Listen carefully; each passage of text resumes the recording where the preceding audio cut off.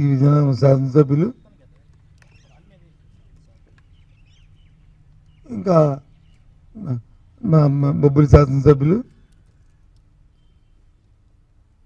నెల్లిమలలో ఉన్న కొందరు పెద్ద నాయకులు అందరూ ఉన్నారు.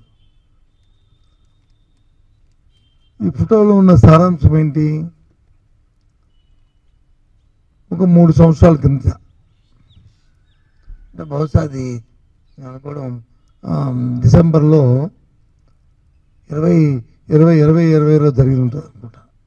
రామతీర్థాల్లో దేవాలయంలో కొండ పేరున్న రాముడి విగ్రహానికి వచ్చి ఆ రోజు కొంతమంది దొండలు,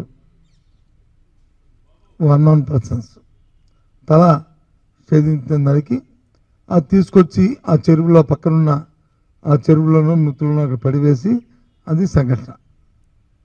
దాని మీద పెద్ద ఎత్తున నిరసనలు వచ్చాయి. ప్రజా సంఘాలు కానీ, ఆధ్యాత్మిక సంఘాలు కానీ, హిందూ తత్వాలు కానీ, పెద్ద పెద్ద మత సంబంధించిన వారు కానీ, పెద్దలందరూ కూడా, సాక్షాత్తు అన్ని పార్టీలు, రాజకీయ పార్టీలు అందరూ కూడా దాని మీద స్పందించారు. మేము కూడా దాన్ని పూర్వపరాలు తీసుకుంటూ దాని మీద తక్షణమే ఎవరైతే చేశారో వాళ్ళని చర్య తీసుకోవాలని చెప్పి మేము కూడా డిమాండ్ చేస్తాం. తదుపరి అప్పుడున్న పోలీస్ అధికారులతో ఒక కమిటీని కూడా, ఒక ఎంక్వైరీకి ఒక కమిటీ కూడా, ఒక 3 అధికారులతో కమిటీని కూడా వేయడం కూడా జరిగింది. వాళ్ళు కూడా పర్యవేక్షించారు.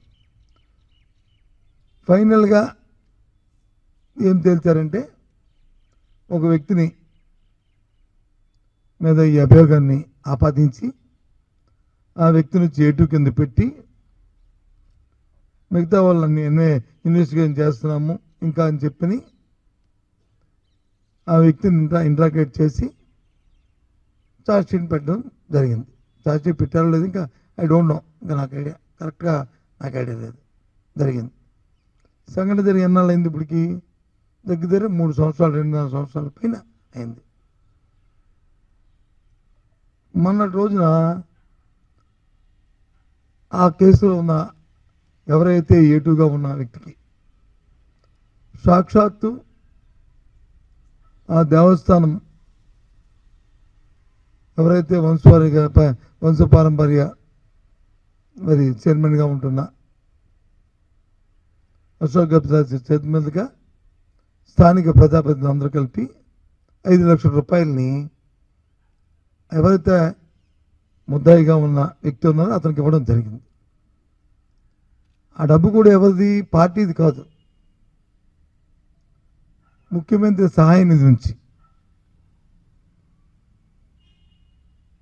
అయితే మీరెందుకు ఇప్పుడు మీరు మాట్లాడుతున్నారంటే, నేను అడుగుతుంది ఒకే ఒక్క ప్రశ్న సూటిగా ఈ ప్రభుత్వాన్ని, పెద్దల్ని, ఈ పత్రికొండ పెద్దల్ని. ఆ రోజు ఈ సంఘటన జరిగిన తర్వాత ఈ వ్యక్తి మీద ఏమైనా రాజకీయమైన ఉద్దేశంతో అతని మీద కేసు పెట్టించారా? ఒకటి. ఒకవేళ పెట్టిస్తే ఆ కేసుని విత్డ్రా చేసుకొని అతనికి హెరాస్మెంట్ జరిగింది, కొట్టారు, తిట్టారు అని చెప్పని, పోలీసు చేసింది చెప్పని ఆయనకి సాయం అందించండి. ఎవరైతే ఆ రోజు ఒక ఫాల్స్ కేసు అయితే ఆ ఫాల్స్ కేసు చేసిన అధికారుల మీద చర్య తీసుకోండి. తీసుకుంటున్నారు కదా, ఫాల్స్ ఏవో కేసుల మీద ఈ మధ్య చూస్తున్నాం కదా, ఏదో యాక్టర్ల మీద వచ్చి ఏదో జరిగిందని, అలాగే ప్రస్తుతం ఉన్న డిప్యూటీ స్పీకర్ మీద జరిగిందని, అలాగే ఈ కేసును కూడా తీసుకోండి, సుమోటుగా ఎంక్వైరీ చేయండి. అది ఏది చేయకుండా, అదేమీ కాకుండా ఒక ముద్దాయిని తీసుకొచ్చి ఒక 5 లక్షల రూపాయలు ముఖ్యమంత్రి సహాయం ఉంచిందే పెద్ద సొమ్ముని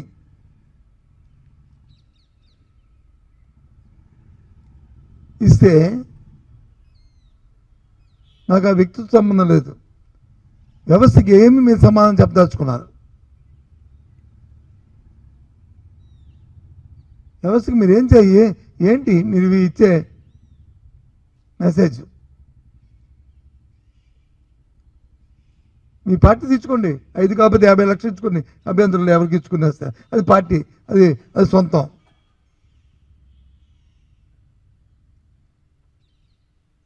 సాక్షాత్తు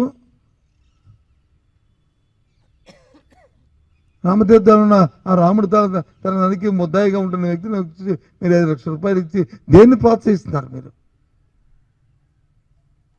దేన్ని సమర్థిస్తున్నారు? ఏమిటి మీ ఆలోచన? ఏమిటి మీ ఉద్దేశం? నేను అడుగుతున్న సూటిగా అదే ఒకటే. ఆ కేసు ఫాల్స్ అయినప్పుడు ముందు కేసుని తొలగి దాన్ని ఎగ్వేట్ చేసి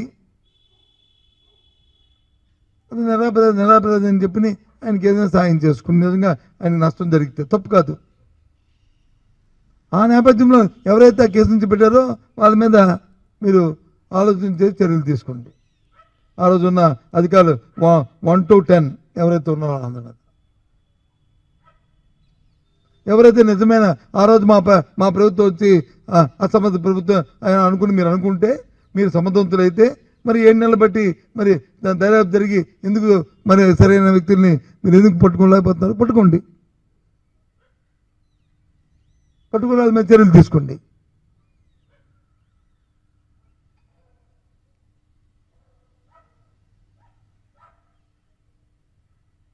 ప్రభుత్వం ఉందంటే మంచి అయితే మంచి చెప్పాలి, చెడు అయితే చెడు చెప్పాలి. అంటే ఇవే ఈ విధమైన ప్రోత్సాహాలు చేస్తే ఎక్కడికి వెళ్తున్నాం మనం? ఏ కోణంలో వెళ్తున్నాం?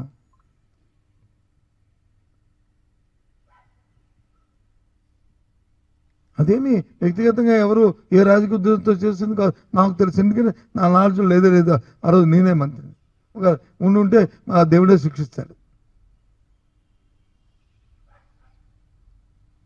ఏంటి మాకు తప్పని అనిపించలేదా నాయకులు? ఆ పెద్దలకి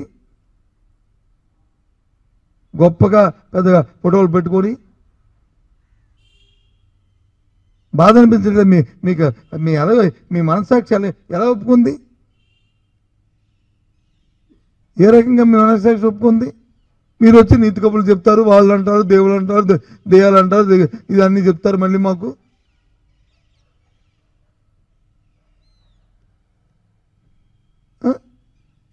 ఐఎమ్ సారీ.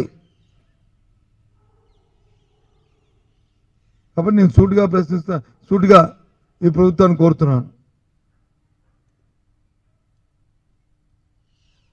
ఈయనకి కానీ అందులో సంబంధం లేదనుకుంటే ఆ కేసును ఎక్వివేట్ చేయండి. ఆ వ్యక్తికైనా ఉపశమనం కలుగుతుంది. చేసి ఎవరైతే ఇలాంటి ఫాల్స్ కేసు పెట్టారో, ఎవరో ఇన్వాల్వ్మెంట్ ఏది ఉందో, అధికారులైనా అనధికారులైనా, మా ప్రభుత్వంలో అయినా సరే ఒకవేళ అనధికారులు ఎవరైనా వీళ్ళ మీద ప్రోత్సాహాలు ఉండి మీరు కానీ రుజువు చేస్తే అందరి మీద చర్య తీసుకోండి. అప్పుడు ఒక మంచి మెసేజ్, గుడ్ మెసేజ్ వెళ్తుంది సమాజానికి. అంతేగాని ఇలాంటి చిల్లర పనులు చేసి మన వ్యక్తిత్వాలను దిగదార్చుకొని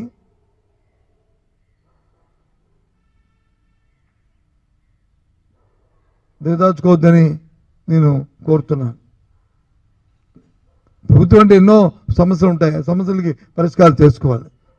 ఇప్పుడు ప్రధానమైన సమస్య మన జిల్లాలో అగ్రికల్చర్ సంబంధించి ఎరువులు కావాలి, పొటాషియం కావాలి, డిఏపి కావాలి. ఇప్పుడు పొటాషియం డిఏపి ఇప్పుడు చాలా అవసరం మనకి. ఎందుకంటే రెండో పంట పోయిన తర్వాత మనం జొన్న రెండో పంట అయిన తర్వాత జొన్నలు వేసుకుంటాం. జొన్నలకి ఇవాళ ఏపుగా వచ్చి దిగుబడి రావాలంటే పొటాషియం చాలా అవసరం. డిఏపి దొరకట్లే. బస్తాకి 50 రూపాయలు ఎక్కువ ఇచ్చి కొనుక్కునే పరిస్థితి అయినా సరే దొరకట్లేదు. పూర్వం అయితే రైతు భరోసా కేంద్రాల్లో అందుబాటులోకి ఉండే ఊర్లో దొరికేది. ఇప్పుడు ఊర్లో దొరకదు కదా, షాపుల్లోకి వెళ్ళి దొరకట్లేదు. అసలు మీ దృష్టికి వచ్చిందా అది? అధికారులకి అనధికారులకి అధికారులకి అధికారులు ఉన్న నాయకులకి అడుగుతున్నాను, అసలు మీ దృష్టికి ఈ అంశం వచ్చిందా?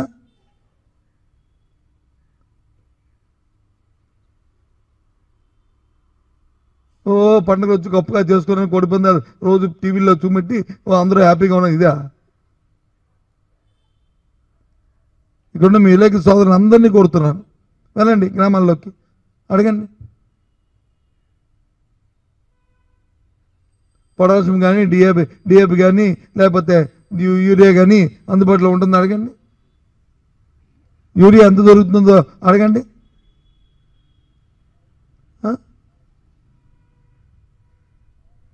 ప్రభుత్వ ధర 270 రూపాయలు ఉంటే 320 రూపాయలకు ₹1 తక్కువ లేకుండా కూడా తక్కువ లేకుండా అమ్ముతున్నా. అంటే 50 రూపాయలు ఎక్కువ పైపెచ్చా కానీ 50 రూపాయలు లోపు తక్కువ ఇస్తే అక్కడ దొరకట్లే, బ్లాక్లో కూడా. వాస్తవం ఇది.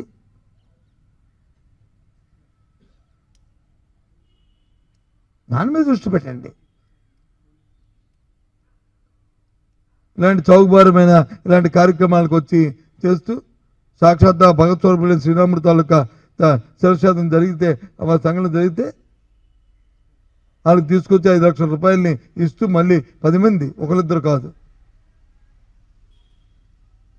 ఇదేదో పెద్ద అచీవ్మెంట్ లాగా.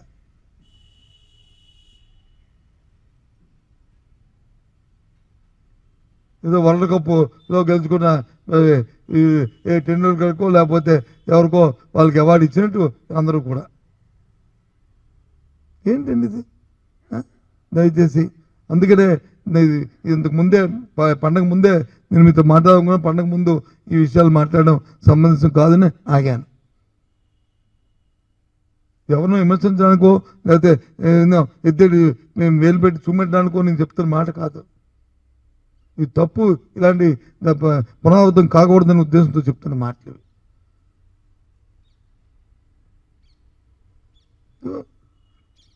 సీఎం సహాయ నిధి ఏబిఎన్ పేపరే, కానీ ఇదేం పార్టీ నుంచి ఇచ్చింది కాదు.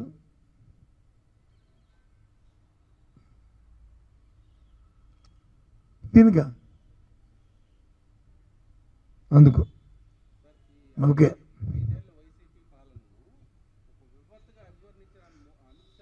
చెప్తాను.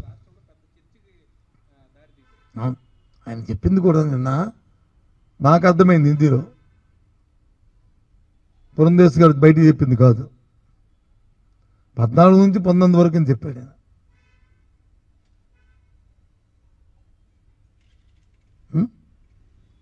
టీవీ వాట్సాప్లో చూపెడతాను. సరే 14, 19, 19, 24 నుంచి ఇప్పుడా అనేది పక్కన పెడితే చూడండి. మీరు ఇంటికి వెళ్ళిన తర్వాత ఆయన స్పీచ్ని ఒకసారి పెట్టుకుని వినండి. ఏ సంవత్సరం చెప్పాడు? సరే తొందరపాట్లు చెప్పాడు అనుకుందాం, మర్చిపోయి ఈ సంవత్సరాలు మర్చిపోయి ఆ సంవత్సరాలు. విపత్తులు ఎప్పుడు జరిగినాయండి? మొన్న ఏది విజయవాడలోనూ సంఘటన జరిగింది, వరదలు వచ్చినాయి, బుడిమేరు ముంచింది.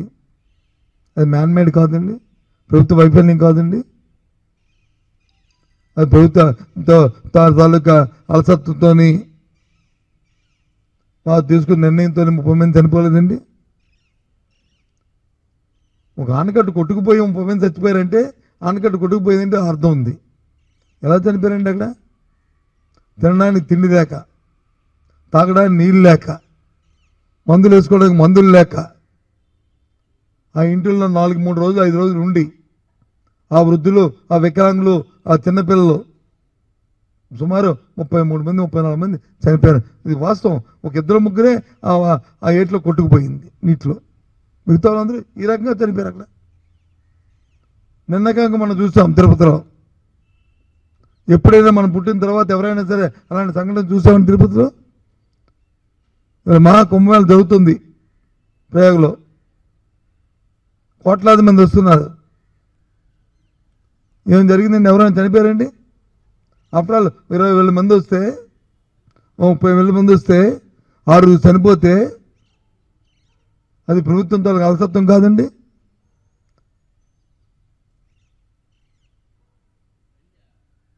చెప్పండి. ఇది మ్యాన్మేడ్ కాదండి. ఇది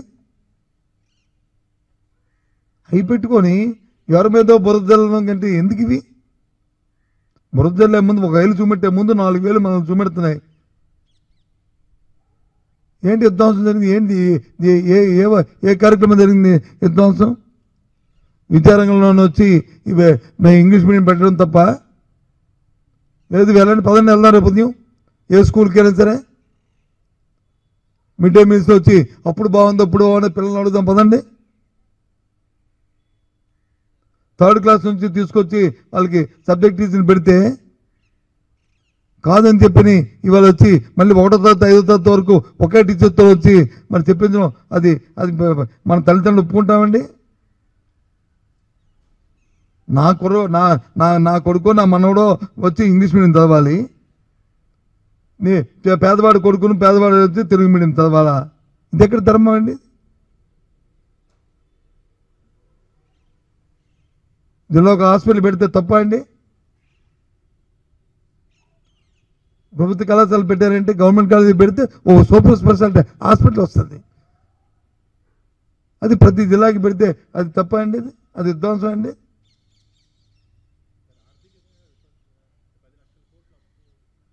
చెప్పాను 10 లక్షల కోట్ల అప్పు కాదు కాదు కాదు అని 10 సార్లు మేము చెప్పిన తర్వాత కూడా వాళ్ళు ఇచ్చిన లెక్క ప్రకారం కాదు కదా. మన అసెంబ్లీ జరిగింది, మీ అందరూ ఉన్నారు కదా, చూశారు కదా టీవీల్లోనూ. నేను అన్ని లెక్కలతో అన్నింటిలో వాళ్ళు ఇచ్చిన లెక్కలే వాళ్ళు చూపెట్టాను కదా. 6,54,000 కోట్లు సుమారు 7 లక్షల కోట్ల రూపాయల లెక్కనే వచ్చిందని చెప్పాము. ఏది ఇంక్లూడింగ్ 2004 నుంచి రాష్ట్ర విభజన జరిగిన 14 నుంచి జరిగిన దాంతో కలిపి ఎక్కించి చూస్తే అంతా కలిపితే 3,75,000 కోట్లు 4 లక్షల కోట్ల లోపల ఈ ప్రభుత్వం మా ప్రభుత్వం ఉన్నప్పుడు అప్పు తీసుకొని అది చేసి అందులో 2,70,000 కోట్ల రూపాయలు డైరెక్ట్ బెనిఫిట్ ద్వారా ప్రధానికి ఇచ్చాం. ఈ ప్రభుత్వం వచ్చిన తర్వాత ఈ వాటికి వచ్చి 7 నెలలు అయింది. సుమారు 70,000 కోట్లు అప్పు తీసుకొచ్చారు. పెన్షన్ పెంచిన 1,000 రూపాయలు తప్ప, 3 సిలిండర్ 1 సిలిండర్ తప్ప ఇది దేనికి ఇచ్చారు చెప్పండి? ఖర్చు ఎంత అయింది చెప్పండి? ఆలోచించమండి. మరి ఏమైంది డబ్బంతా? నేను రోజు చూశాను, పండగ ముందు వచ్చి పాత బకాయిలు ఇస్తానంట, అది వచ్చి ప్రజలకు వచ్చి ఇది ఇస్తున్నట్టంట. ఇది ఎక్కడండి పండగ సంబరం? ప్రతి ప్రభుత్వానికి కూడా పాత బకాయిలు ఉంటాయి. గత ప్రభుత్వాలు వచ్చినప్పుడు అప్పుడు కూడా పాత బకాయిలు ఉన్నాయి. మా పాత బకాయిలు లేని ప్రభుత్వం కంటిన్యూస్ ప్రాసెస్ అది. ఓ ప్రభుత్వం వచ్చి ఓ 10% ఉంటో 10%, 12 ఉంటో 10%, 15 ఉంటో 10%, ఓసారి వచ్చి 20 ఉంటే ఉంటుంది.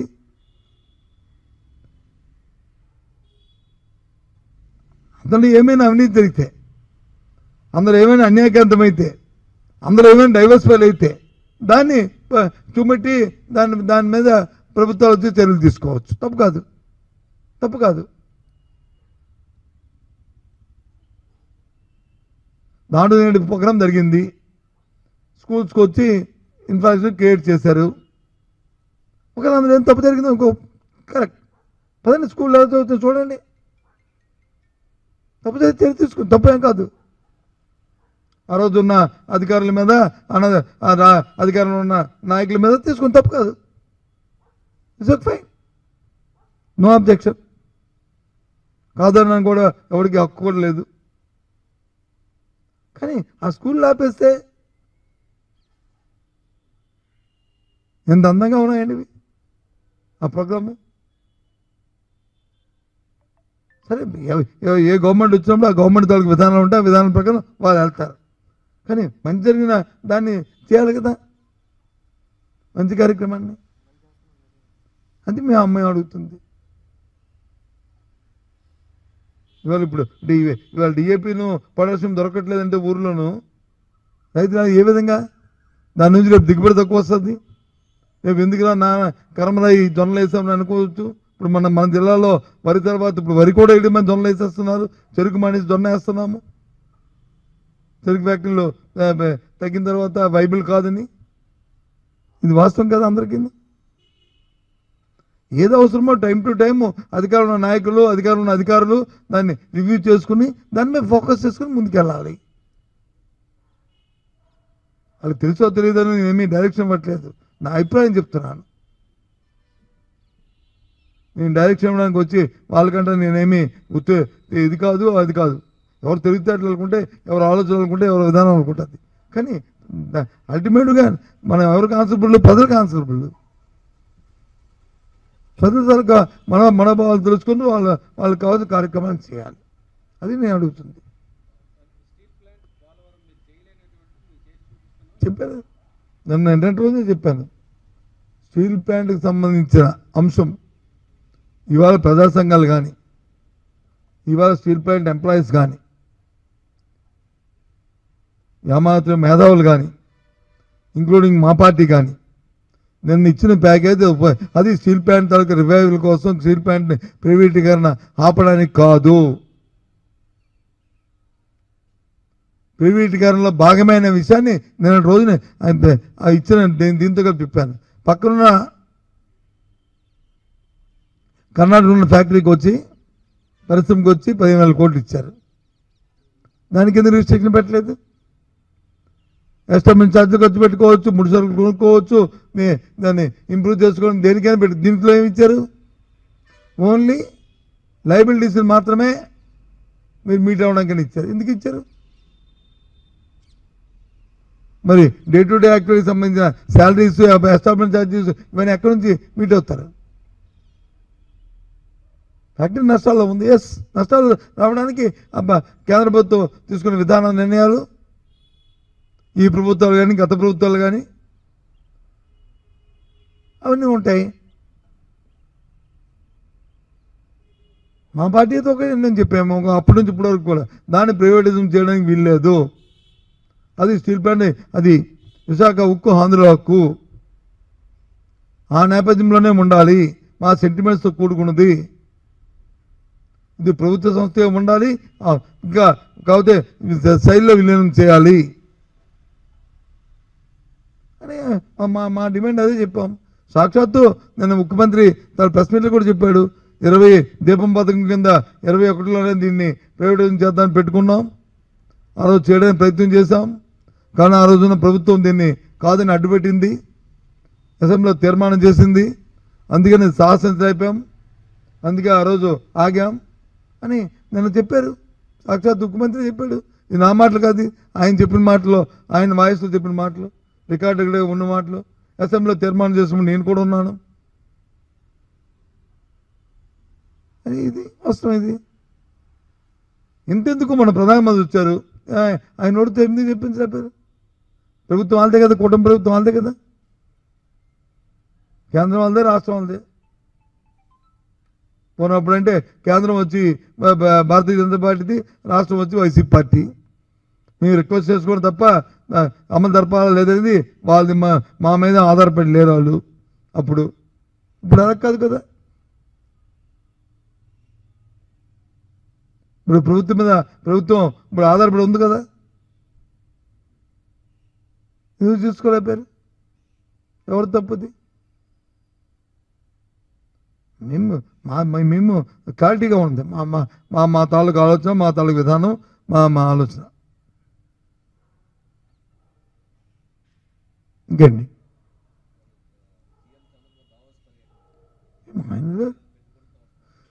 అన్నీ వచ్చిన తర్వాత మాట్లాడుకుందాం. ఇప్పుడు ఎందుకు మనం ఊహించుకుని ఆయన అచ్చే ఏం తేడు అని మనం దాన్ని శుభం కోరాలి కానీ శకునం కోరకూడదు కదా. శుభం కోరాలి కానీ శకునం కోరకూడదు కదా. శకునం కోరకూడదు కదా, శుభం కోరాలి కానీ. చూద్దాం, వచ్చిన తర్వాత మాట్లాడుకుందాం. ఇప్పుడు ఎందుకు మాట్లాడడం తప్పు కదా. ఏదైనా సరే, ఏదైనా మన రాష్ట్రంలో అంతర్భాగం కదండి. రాజకీయ పార్టీ ఉన్నాయి, మనం ఇక్కడ బతుకుతున్నాం కదా మనం. ఏంటండి వెళ్ళారు కదా, ఇదేంటి వెళ్ళారు కదా, జగన్ గారు వెళ్ళారు, లాస్ట్ ఎందుకు వెళ్ళారు జగన్ గారు లేరు. జగన్ గారితో పాటు మా ఇండస్ట్రీ మినిస్టర్ లేరు, ఇండస్ట్రీ మినిస్టర్ ఫైనాన్స్ మినిస్టర్ లేరు. లేదు దాని తర్వాత అక్కడ డిస్కస్ చేసిన 4-5 ఈ ఇష్యూస్కి వచ్చి అందులో మెయిన్గా మనం ఎడ్యుకేషన్ సంబంధించి ఇస్తే బైజూస్ ఫ్రీ కంటెంట్ వచ్చి మనం ఇప్పుడు ఇవ్వడం జరిగింది. మొత్తం 30 లక్షల మంది పిల్లలకి ఈ ట్యాబ్స్లోను అలాగే స్కూల్స్లోను ఫ్రీగా ఇవ్వడం జరిగింది. ఇండస్ట్రీస్ మీద కూడా కొన్ని డిస్కషన్ చేసుకున్నారు. అందులో వచ్చిన బాగా శకునం కోరకూడదు కదా, శుభం కోరాలి. కానీ చూద్దాం, వచ్చిన తర్వాత మాట్లాడుకుందాం. ఇప్పుడు ఎందుకు మాట్లాడడం తప్పు కదా. ఏదైనా సరే ఏదైనా మన రాష్ట్రంలో అంతర్భాగం కదండి. రాజకీయ పార్టీ ఉన్నాయి, మనం ఇక్కడ బతుకుతున్నాం కదా మనం. ఏంటండి వెళ్ళారు కదా, ఇదేంటి వెళ్ళారు కదా, జగన్ గారు వెళ్ళారు లాస్ట్ ఎందుకు వెళ్ళలేదు. జగన్ గారు లేరు, జగన్ గారితో పాటు మా ఇండస్ట్రీ మినిస్టర్ ఫైనాన్స్ మినిస్టర్ లేరు. దాని తర్వాత అక్కడ డిస్కస్ చేసిన 4-5 ఈ ఇష్యూస్కి వచ్చి అందులో మెయిన్గా మనం ఎడ్యుకేషన్ సంబంధించి ఇస్తే బైజూస్ ఫ్రీ కంటెంట్ వచ్చి మనం ఇప్పుడు ఇవ్వడం జరిగింది. మొత్తం 30 లక్షల మంది పిల్లలకి ఈ ట్యాబ్స్లోను అలాగే స్కూల్స్లోను ఫ్రీగా ఇవ్వడం జరిగింది. ఇండస్ట్రీస్ మీద కూడా కొన్ని డిస్కషన్ చేసుకున్నారు. అందులో వచ్చిన భాగాలే కొన్ని ఈ మధ్యకాలంలో ఎంఏలు చేస్తున్న కూడా అప్పుడు జరిగిన నెగోషియేషన్లో అంకురార్పణ జరిగినవే ఈ మధ్య చేస్తున్నవి. కరెక్ట్గా నేను ఆ టర్మినాలజీతో చెప్పలేకపోతున్నాను, కానీ అప్పుడు జరిగినవి ఏమైనా వెళ్ళాను. కానీ ప్రాసెస్ కంటిన్యూగా ఊరుగా మనం కాకుండా కమిట్మెంట్ ఉండాలి. ఏదైనా సరే పబ్లిసిటీకి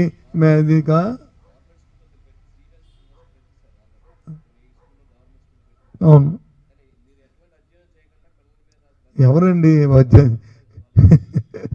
కాదండి, అధ్యయనం చేయకుండా పిల్లల మీద వచ్చి ప్రభావం పెడితే తల్లిదండ్రులు ఊరుకుంటారండి? అలాగే పిల్లలకి అక్కర్లేదండి. ఎందుకు ఇప్పుడు ఇంగ్లీష్ మీడియంని 10th క్లాస్కి ఎంతమంది రాస్తారు పిల్లలని అడిగారు మొన్న. 87% వచ్చి మీ ఇంగ్లీష్ మీడియం రాస్తా ఉన్నారు. అధ్యయనం చేయకుండా వాళ్ళకి అలవాటు చేయాలి. అది కాదు, అలవాటు చేయాలి. సిబిఎస్ కూడా అంతే. ఇప్పుడు నాకు అవకాశం ఉంది, నా అబ్బాయిని నా మనవడిని ఎక్కడ జాయిన్ చేస్తాను? నేను సిబిఎస్లో జాయిన్ చేస్తాను, సెంట్రల్ స్కూల్ జాయిన్ చేస్తాను.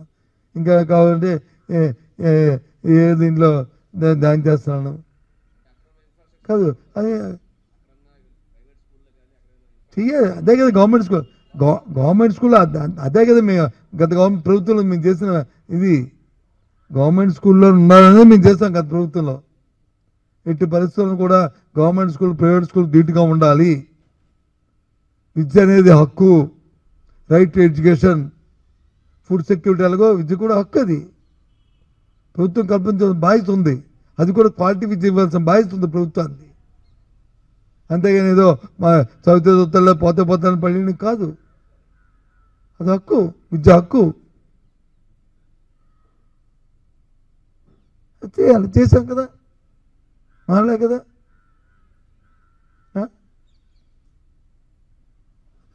అది వచ్చే ప్రభుత్వాలు వాళ్ళ విధానం లేదు.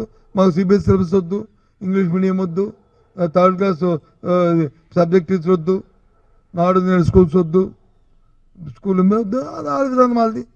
అల్టిమేట్గా ప్రజాస్వామ్యంలో అల్టిమేట్గా ఎవరు ప్రజలదే ఫైనల్.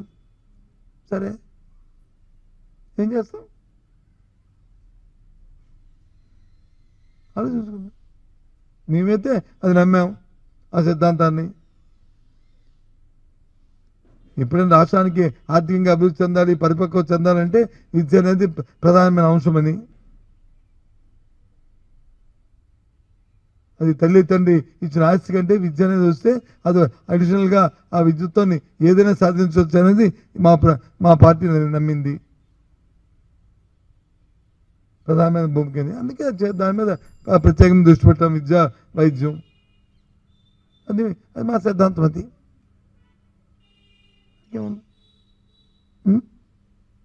అది మరి ఎందుకు మీరు దీని మీద ఆలోచించలేదు నాకు అర్థం అవ్వలేదు.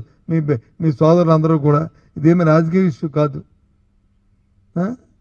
ఒకసారి మీరు కూడా ఇలాంటి ఇష్యూలు వచ్చినప్పుడు కొన్ని దాని మీద రెస్పాండ్ అవుతుంటేనే సమాజానికి మేలు. ఐఎమ్ సారీ టు సజెస్ట్, నేను అనుకోవద్దు నేను సజెస్ట్ చేశాను. ఓకేనా? Thank you.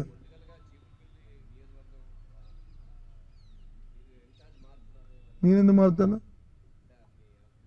ఎందుకు మా అబ్బాయికి ఎందుకు శుభ్రం డాక్టర్ ఉద్యోగం ప్రాక్టీస్ చేసుకుంటా అని ఎందుకు ఎడగొడతారు మీరు? మీరే మీరు అవును బాగుపట్టలేదు చెప్తున్నాను కదా. ఓకే ఉంటా. అవును అది ఖాళీగా ఉంది కాబట్టి అక్కడ అబ్జర్వర్ ఉన్నారు కాబట్టి స్టూడెంట్ పక్కన ఉంటారు కాబట్టి స్టూడెంట్ ఇన్ఛార్జ్గా పెట్టారు. తప్పేముంది?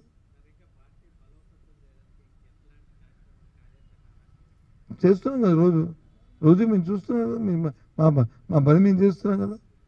ఏదైనా అలసత్వం మన రైతులకు వచ్చి ప్రొక్యూర్మెంట్లో ఇబ్బందులు వచ్చాయి, అది ఫ్లాగ్షిప్ చేసాం, ప్రభుత్వం దృష్టి తీసుకొచ్చాం, దాన్ని సర్దిద్దడానికి ప్రయత్నం చేసాం.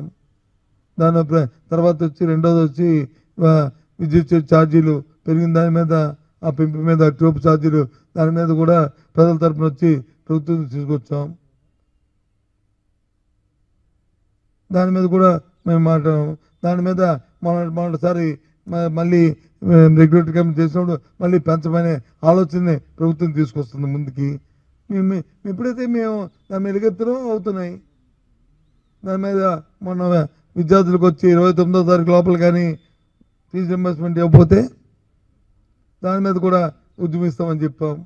మొన్న రిలీజ్ చేస్తానికి అడ్జస్ట్మెంట్ అవ్వలేదు, అయితే దాని మీద కూడా ఆలోచిస్తాం. ప్రజల తరపున ప్రజల గొంతుని ప్రభుత్వాన్ని దృష్టికి తీసుకురావాలి. అది రాజకీయ పార్టీ తాలూకా సిద్ధాంతం, ఆలోచన. కాబట్టి ఆ కార్యక్రమే చేస్తున్నాం మేము. పెండింగ్ అనేవి ఎప్పుడు పెడుతుంటారండి? నీకంటూ పెండింగ్ అనేది పని అయిన 3 నెలల తర్వాత ఇస్తావా, నువ్వు 4 నెలల ముందు ఇస్తావా జీతం? 4 నెలలు అయిన తర్వాత ఇస్తావు. డిసెంబర్కి ఇచ్చాము లాస్ట్ టైము, తర్వాత ఇద్దాం అనుకున్నాము, ఎలక్షన్లు వచ్చాయి. ఇండస్ట్రీస్ మీద కూడా కొన్ని డిస్కషన్ చేసుకున్నారు. అందులో వచ్చిన భాగాలే కొన్ని ఈ మధ్యకాలంలో ఎంఏలు చేస్తున్న కూడా అప్పుడు జరిగిన నెగోషియేషన్లో అంకురార్పణ జరిగినవే ఈ మధ్య చేస్తున్నవి. కరెక్ట్గా నేను ఆ టర్మినాలజీతో చెప్పలేకపోతున్నాను, కానీ అప్పుడు జరిగినవి ఏమైంది వెళ్ళలేదు. కానీ ప్రాసెస్ కంటిన్యూగా ఊరుగా మనం కాకుండా కమిట్మెంట్ ఉండాలి. ఏదైనా పబ్లిసిటీకి దీనికా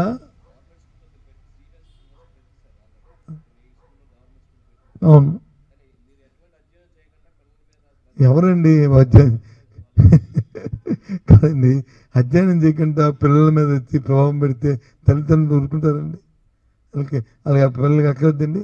ఎందుకు ఇప్పుడు ఇంగ్లీష్ మీడియంని 10th క్లాస్కి ఎంతమంది రాస్తారు పిల్లలని అడిగారు మొన్న. 87% వచ్చి మీ ఇంగ్లీష్ మీడియం రాస్తా ఉన్నారు. అధ్యయనం చేయకుండా వాళ్ళకి అలవాటు చేయాలి. అది కాదు, అలవాటు చేయాలి. సిబిఎస్ కూడా అంతే. ఇప్పుడు నాకు అవకాశం ఉంది, నా అబ్బాయిని నా మనవడిని ఎక్కడ జాయిన్ చేస్తాను? నేను సిబిఎస్లో జాయిన్ చేస్తాను, సెంట్రల్ స్కూల్ జాయిన్ చేస్తాను. ఇంకా కావాలంటే దీంట్లో జాయిన్ చేస్తున్నాను. కాదు అదే అదే కదా గవర్నమెంట్ స్కూల్ అదే కదా మేము గత ప్రభుత్వంలో మేము చేసిన ఇది. గవర్నమెంట్ స్కూల్లో ఉండాలనేది మేము చేస్తాం గత ప్రభుత్వంలో. ఎట్టి పరిస్థితులను కూడా గవర్నమెంట్ స్కూల్ ప్రైవేట్ స్కూల్ ధీటుగా ఉండాలి. విద్య అనేది హక్కు, right to education, food security. అలాగో విద్య కూడా హక్కు. అది ప్రభుత్వం కల్పించిన బాధ్యత ఉంది. అది కూడా క్వాలిటీ విద్య ఇవ్వాల్సిన బాధ్యత ఉంది ప్రభుత్వాన్ని. అంతేగాని ఏదో మా చదివితే చదువుతాలో పోతాను పని కాదు. అది హక్కు, విద్య హక్కు. చేయాలి, చేశాం కదా, మారలే కదా.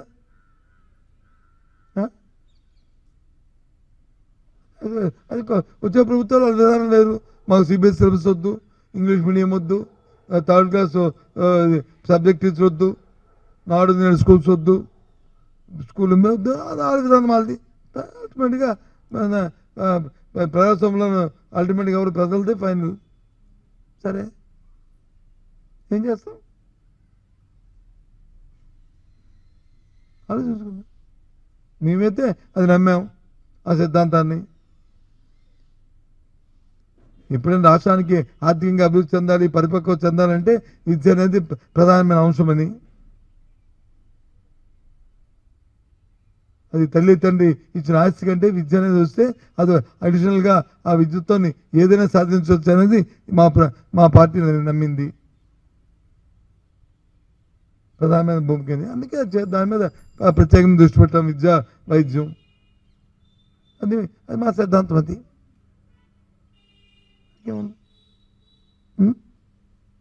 అది మరి ఎందుకు మీరు దీని మీద ఆలోచించలేదు నాకు అర్థం అవ్వలేదు. మీ సోదరులు అందరూ కూడా ఇదేమీ రాజకీయ ఇష్యూ కాదు. ఒకసారి మీరు కూడా ఇలాంటి ఇష్యూలు వచ్చినప్పుడు కొన్ని దాని మీద రెస్పాండ్ అవుతుంటేనే సమాజానికి మేలు. ఐఎమ్ సారీ టు సైజ్, నేను అనుకోవద్దు నేను సైజ్ చేశాను. ఓకేనా? Thank you.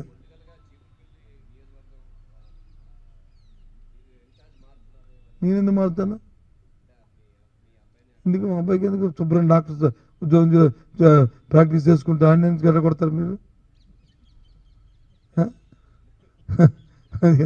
మీరు అవును బాగుపట్టలేదు చెప్తున్నాను కదా. ఓకే ఉంటా. అవును అయితే ఖాళీగా ఉంది కాబట్టి అక్కడ అబ్జర్వర్ ఉన్నారు కాబట్టి స్టూడెంట్ పక్కనే ఉంటాడు కాబట్టి స్టూడెంట్ ఇన్ఛార్జ్గా పెట్టారు. తప్పేముంది?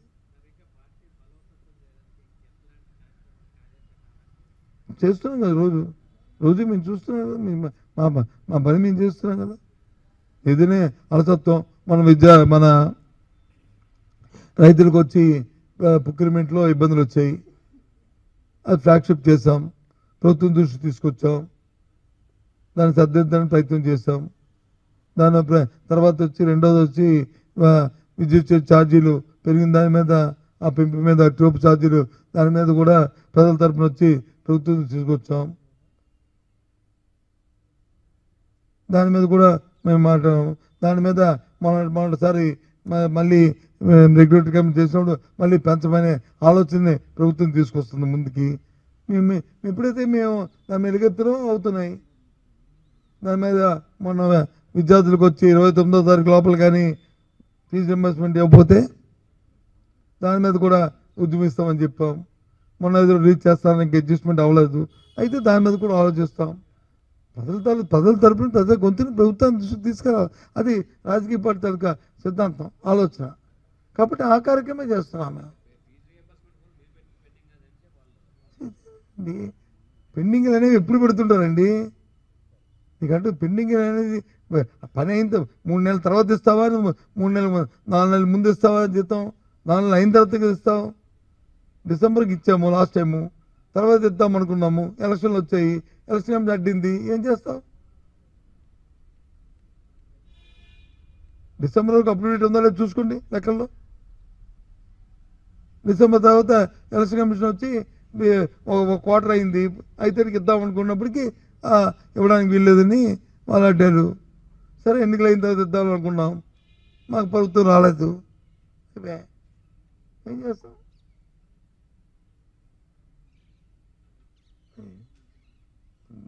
అంతేగాని ప్రాసెస్తో ఉంటాయి. గత ప్రభుత్వం 2019లో వైసీపీ అధికారులకు వచ్చేకి పెండింగ్ లేవా రాష్ట్రంలో? విత్తన సంస్థలకు ఇవ్వాలా, విత్తనాల సప్లై చేతులకు ఇవ్వాలా, ఆరోగ్యశ్రీకి ఇవ్వాలా, ఫీజు రింబర్స్మెంట్కి ఇవ్వాలా. ఎవరన్నా పక్కనే ధాన్యం ప్రొక్యూర్మెంట్కి ఇవ్వాలా, అలాగే బిల్లులకి ఇవ్వాలా. అది ముందు మీరు అడుగుతుంది తీసుకుంటే వాళ్ళు ఎక్కడైనా తెచ్చి చూపించుకోండి. అది ఉన్నాయి కదా స్పెషల్ ట్రిప్స్లో మొన్న కౌన్సిల్లో మాట్లాడిన డిస్కషన్లో. కానీ ప్రాసెస్ అలాగని చెప్పి ఆ ప్రభుత్వం పెట్టింది ఈ ప్రభుత్వం పెట్టింది ఇదంతే అవుతుంటుంది కాదని ఎవరన్నారు? ఇవాళ కేసు సహజమే కదా. మన డబ్బులు అయిపోతే హాస్పిటల్ ఎలా రన్ అవుద్ది? అలా గత ప్రభుత్వాలు కూడా మమ్మల్ని కూడా చెప్పేవారు. చెప్తేప్పటికి మేము రిలీజ్ చేసేవాము అడ్జస్ట్మెంట్ చూసుకొని. కానీ ఇప్పుడు ఎలా ఆపేశారు? ఏదో మళ్ళీ మారుస్తారండి. అది ఏ ప్రమాదం వస్తుందో పేదవాడికి మళ్ళీ ఇన్సూరెన్స్లో దాంట్లో తెస్తారని అది వచ్చిన తర్వాత మాట్లాడుకుందాం. ముందెందుకు అనవసరం. ఏదండి?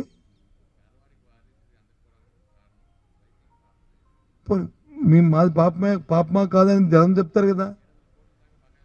700 కోట్లు బకాయిలు పెడితే ప్రభుత్వం ఇవ్వచ్చు కదా. అది కాదండి, ఇన్ని బకాయిలు ఇవన్నీ ఉన్నాయని తెలిసే కదా మీరు ఏది సూపర్ సిక్స్ హామీలు ఇచ్చింది. లేదు 10 లక్షల కోట్లు అసలు లేని దాన్ని 10 లక్షల కోట్లు అప్పు అనేది ఎలక్షన్ ముందే కదా అన్నారు. మీ పత్రిక కదా రాశాయి. ఈనాడు, ఏబిఎన్, TV5 ఇవే కదా చెప్పాయి. కాని దాన్ని అంటే ఉన్నాయనుకునే కదా మీరు అకౌంట్ లేకపోతే నమ్మే కదా. అయినప్పటికి కూడా ఇవన్నీ ఇస్తామన్నారు కదా, సంపద సృష్టిస్తామన్నారు కదా. ఏది సృష్టి? వీళ్ళకి ప్రజలకు ఇచ్చిన వాగ్దానాలు ఎగ్గొట్టేటిను, వాళ్ళకి వస్తున్న వెల్ఫేర్ని వచ్చి దానికి ప్లాస్టర్ అంటే ఇచ్చిన అదే వెల్ఫేర్, అదే సృష్టి, సంపద సృష్టి. ఏంటి నీ తరఫరాదాయాన్ని ఏ రకంగా పెంచాలి? ఇప్పుడు గత 7 నెలలుగా GST ఘోరంగా దేశంలో ఎక్కడ లేని విధంగా ఆంధ్ర రాష్ట్రంలో వచ్చి తగ్గింది. ఎందుకు తగ్గింది? కారణం ఏంటి? అంటే కొనుగోలు శక్తి తగ్గింది. Simple logic. కొనుగోలు శక్తి తగ్గింది. నువ్వు కొంటే కదా GST వస్తుంది. నువ్వు ఇల్లు కడితే కదా సిమెంట్ మీద GST వస్తుంది, లేకపోతే ఐరన్ మీద GST వస్తుంది.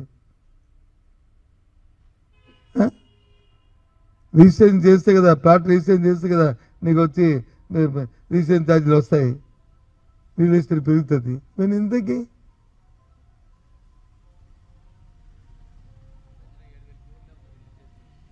అదే చెప్తున్నాను బాబు. ఇంతకు మనం చెప్పింది 5 కోట్లు ఏవి అప్పు.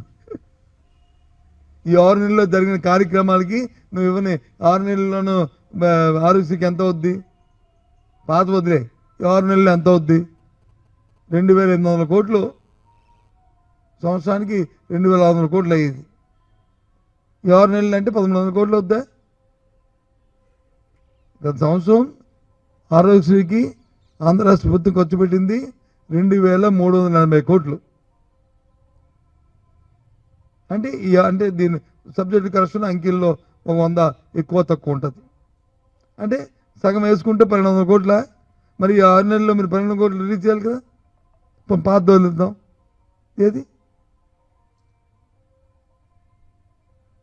ఈ 6 నెలల్లో జరిగిన అవి తీర్చడానికే, పాత బకాయిలు కాదు.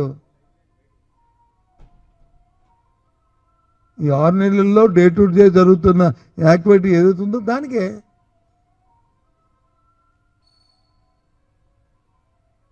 ఏ అంశం తీసుకొని లెక్క పెట్టండి, అది చూడండి, చెప్పండి.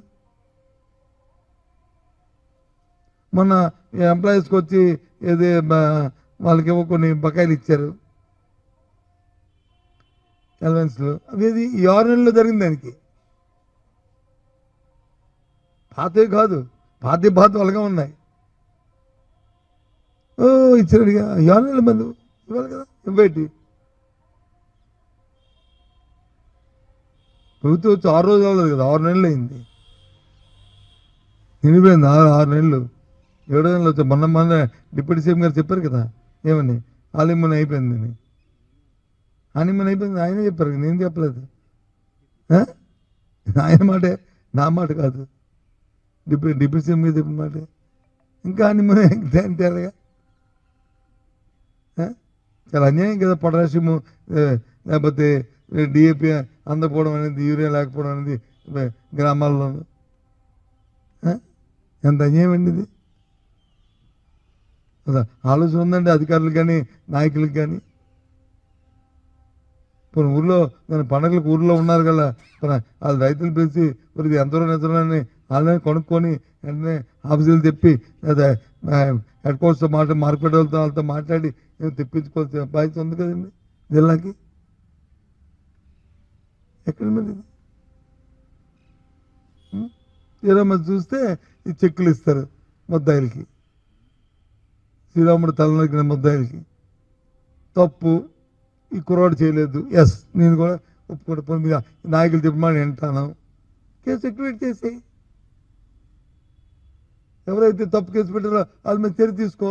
ఎవరైతే పెట్టించారో ఒక రాజకీయం పెట్టించారో వాళ్ళ మీద చర్య తీసుకోండి. ఎవరు వద్దన్నారు? కొత్త అది ఎవరు దీన్ని వాస్తవంగా చేశారో వాళ్ళు పట్టుకోండి. ఎవరు వద్దన్నారు? అయ్యమాని ఇదేంటి? ఇది మెసేజ్ ఏం వెళ్తుంది సమాజానికి? అదే నాకు బాధ నిజంగా చెప్తాను. అసలు మిమ్మల్ని అనాలి, అయితే ఈ విషయాన్ని మీరు ఎందుకు అడగలేదు? ఏమనుకోవద్దు దయచేసి. ఉంటాను. Bye, see you.